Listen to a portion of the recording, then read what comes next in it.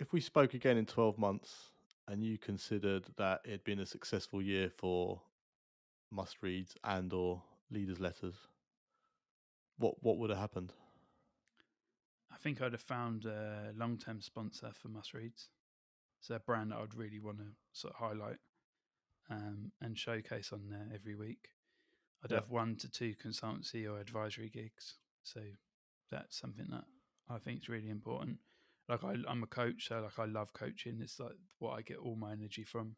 So it'd be one Yeah. to two coaching gigs.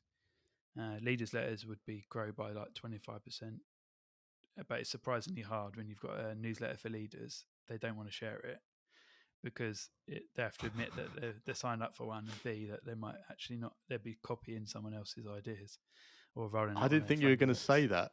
I thought you were going to say they didn't want to give your tips away to other leaders. Well, there's that, but I think it's admitting that they're on there and they're getting help from a newsletter, which have had some feedback on. Have you really? That really Yeah, surprises me you say that. it's my dirty little secret. Is one that I get a lot. Is it's my guilty pleasure, stuff like that. I've had feedback on leaders letters is something that how they think and how they interact with it or the way that they consider it. So they wouldn't. Some people will share certain frameworks because it's a framework.